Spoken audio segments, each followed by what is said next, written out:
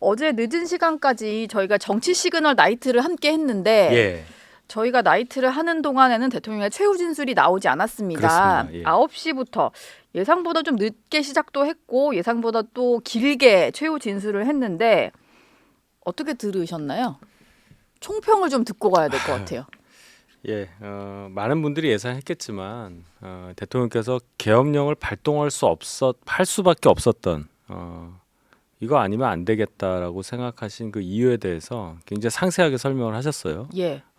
야당에 대한 얘기도 많이 하셨고 또 대통령이기 때문에 접할 수 있는 다른 분들은 접할 수 없는 정보들에 근거한 국가 위기 상황에 대해서도 설명을 하셨고 특이한 거는 임기 단축 여부에 대해서 말씀을 하셨고 그리고 이제 개헌도 말씀을 하셨기 때문에 네. 그 부분은 처음 듣는 거 아니겠습니까? 현재 재판관들이 기각이 됐을 경우에 그 정치 상황, 대통령의 자녀 임기 동안에 어떤 일이 있을까 그 부분에 대해서 그 기각에 대한 판단을 하려고 할 때 참조될 만한 그런 언급이라고 봐야 되겠죠. 예. 본인들의 어떤 결정을 내린 이후에 한국 상황이 어떻게 될까? 그렇죠. 이거를 인용이냐 기각이냐에 예. 대해서 인용됐을 경우는 말씀 안 하셨습니다. 네. 근데 이제 기각이 돼서 복귀를 했을 경우에 이렇게 된다. 그 얘기는 기각과 인용 두 양쪽으로 봤을 때 어떠한 쪽이 국익에 도움이 될 것이냐 그 판단을 해달라는 뜻으로 저는 이해를 했습니다. 어제 대통령의 68분간의 발언 중에 보면 일단 탄핵 소추의 부당성을 설명하는데 상당한 시간을 할애했고 또 굳이 뭐 더불어민주당이라는 표현보다는 거대 야당이라는 표현을 한 40번 이상 썼거든요.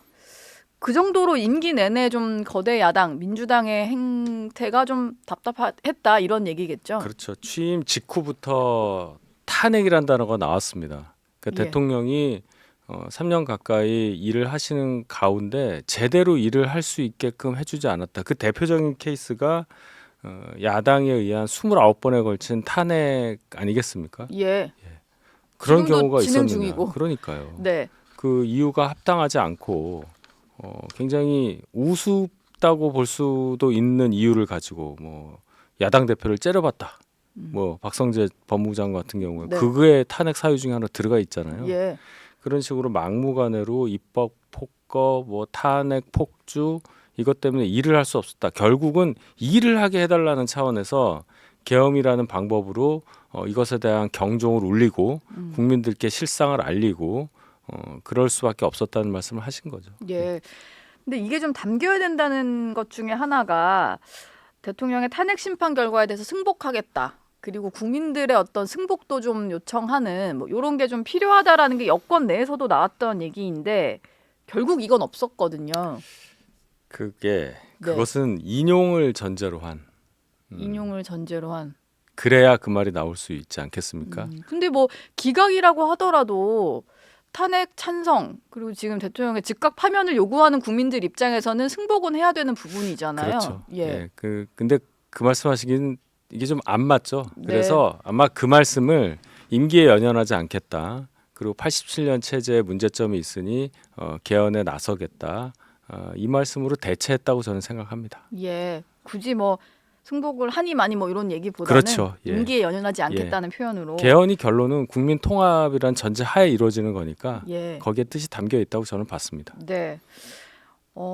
여권에서 일단 다양한 아이디어를 좀 전달을 했고 임기 단축 개헌에 대해서는 대통령도 언급을 했는데 이게 좀 통할 수는 있을지가 제가 궁금한데 헌재 입장에서는 부담은 덜었을 수 있겠습니다만 이게 뭔가 결론을 짓는 데 있어서의 큰 변수가 될 수 있을까요?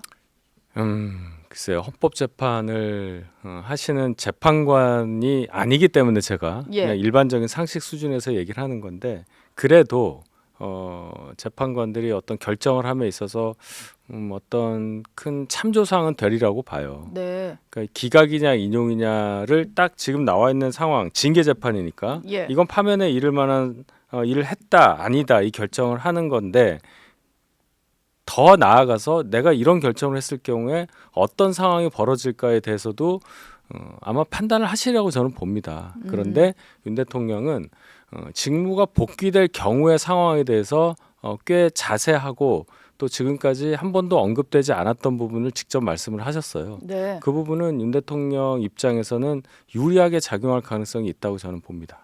그리고 그동안에 뭐 대국민 사과 같은 표현들은 이제 그 계엄 선포 이후에 여러 차례 담화에서도 나오긴 했었는데 어제는 국민께 드린 불편에 대해서 죄송하다 이렇게 네, 뭐 그렇게 죄송이라는 말씀하셨죠. 단어도 쓰긴 했더라고요. 예. 이건 좀 진전된 사과다라고 표현을 해야 될까요? 뭐 그렇죠. 예. 표현상으로도 절절하게 사과의 마음을 담은 표현이라고 저는 봤고 또 계엄 이후 84일 동안 인생에서 가장 괴로운 나날이라고 말씀하시지 않았습니까? 네. 거기에 모든 것이 담겨 있다고 저는 봅니다. 국회 어제 탄핵소추위원장인 정청래 법사위원장이 앞서서 이제 대통령 발언 전에 40분 동안 최후 진술을 했는데 일단 대통령 측에서는 거대 야당의 폭주에 대해서 대국민 좀 호소 차원의 계엄이었다라고 하지만 국회에서는 계속 강조하고 있는 게 실제로 피해가 엄청나다. 뭐 이런 얘기인 것 같아요.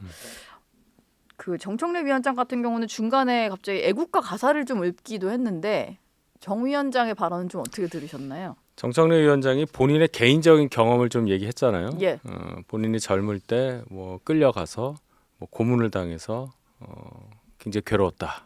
뭐 약간 울먹이기까지 한 걸로 저는 봤는데 감성적인 접근을 할 수도 있죠. 헌재 대심판정에서 재판관을 상대로 얘기하는 거라고도 볼 수 있으니까. 근데 조금 더 이성적인 방법을 통해서 윤 대통령의 계엄의 부당성이라든지 그 이후의 상황에 대해서 더 자세하게 설명하는 것이 전 나았다고 봅니다. 본인의 개인적인 경험은 윤 대통령과는 관련이 없는 거예요. 예전에 뭐 군사 독재 시절 그렇죠. 이런 때의 계엄을 떠올리게 하는 예. 뭐 그런 발언이었던 것 같은데. 그렇죠. 그건 예. 저는 부적절하다고 생각합니다. 국회 측의 소추위원, 뭐 저는 소추위원장이라고 하지만 위원이 한 명이에요. 네. 그러니까 국회를 대표해서 말씀을 하시는 건데 거기에 개인적인 것까지 빗대서 윤 대통령의 계엄령 발동이 마치 80년대 군사정권 시절에 있었던 그 엄혹한 시절의 어떤 탄압과 동일시하게 되는 그런 잘못된 인식을 국민들께 드릴 수밖에 없잖아요. 저는 그러한 표현 방식에 대해서는 결단코 반대합니다. 예. 대통령 발언 중에도 그런 부분이 있었던 것 같습니다. 그때의 계엄과 지금은 다른데 단어가 주는 어떤 그런 부정적 이미지를 야당이 활용하고 있다 뭐 이런 얘기도 했었던 것 같은데 일단 마지막 변론까지 모두 끝났으니까 이제는 네. 선고가 언제 나올 거냐 이게 좀 궁금해져요. 왜냐하면 탄핵이 인용될 경우에는 조기 대선으로 가고 인용 이후에 60일 이내에 대선을 또 치르게 되니까 대선 스케줄까지 나오게 되는 건데 앞서 뭐 노무현 전 대통령이나 박근혜 전 대통령 사례를 보면 한 열흘 안팎 안에 결과가 나오지 않을까 싶거든요. 그렇습니다. 언제쯤으로 예상을 해볼 수 있을까요? 제가 볼 때는 뭐 이런 생각을 해봐요. 네. 어떤 결론이 나든지 간에 재판관 개인의 어떤 그 판단이 도드라지지 않으려면 만장일치가 제일 좋은 거잖아요. 예. 근데 만장일치를 일부러 만들어야 된다는 뜻은 아니고요. 그런 차원으로 헌재가 한 방향으로 의견을 모으려고 할 수가 있어요. 그런데 그렇게 생각할 때는 아마도 의견차가 좀 있을 수 있는 이번 탄핵 심판이라고 저는 생각합니다. 그래서 평일을 열을 예. 때 네. 여러 번 열 것 같아요. 평일을 여러 번 열어서 어쨌든 좀 통일된 의견으로 가는 예. 과정이 좀 있을 것 같다. 예, 그래서 개인적으로는 과거 있었던 뭐 열하루, 뭐 2주 이거보다 조금 더 길어지지 않을까라는 생각도 해봅니다. 예. 이 전적으로 개인적인 추측이에요. 내일 헌재에서는 마은혁 헌법재판관 후보자와 관련해서 국회 쪽에서 낸 권한쟁의 심판 이 선고를 할 예정인데 결론이 어떻게 나올지 좀 모르겠습니다만 저는 좀 이 생각도 들었는데 마은혁 후보자의 경우에는 기각 결정을 내리는 식으로 해서 뭔가 좀 헌재가 공평하게 그래도 진행을 하는구나라는 모습을 좀 보여줄 수 있지 않을까라는 생각이 들어요. 그럴 수도 있죠. 헌재도 예. 참 괴로울 거예요. 여러 가지 권한쟁의부터 탄핵 윤 대통령 외에도 뭐 한덕수 총리부터 해서 막 계속 있잖아요. 네. 뭐 다른 장관들도 있고. 그래서 이런 여러 가지 상황에 대해서 국민들로부터 균형 잡힌 결정을 내린다는 판단을 받아야 할 텐데 마은혁 재판관 건 이 권한쟁의 건을 국회 측 요청을 기각해서 균형을 맞춘다. 저는 잘 모르겠습니다. 그건 너무 제가 정치적으로 좀 생각을 한 걸까요? 아니 뭐 그렇게 보실 수도 있는데 예. 헌재는 9명 전원 합의체로 가는 것을 전원으로 이 구성되는 완벽한 구성을 원할 거예요. 네. 그런데 지금 또 이 변론까지 끝난 상황에서 한 명이 더 들어왔을 때 물론 변론에 참여를 안 했기 때문에 이 뭐 판단에는 못 들어간다고 빼고 할 많이 수도 해석했죠. 있고 예. 아니면은 변론 갱신 절차를 그럼 거쳐서 또 길어지니까 예, 그럼 예. 길어지는 후자는 거니까. 안 할 것 같은데 예.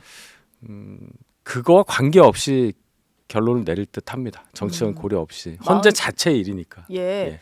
마은혁 후보자와 관련해서 굳이 뭐 예. 어떻게 비춰질까 뭐 이런 판단보다는 그거 말고도 다른 예. 게 더 많아요. 예. 한덕수 총리 문제 어떻게 할 것이며, 예, 그게 제일 중요한 거 아닙니까? 그 다음에는. 네.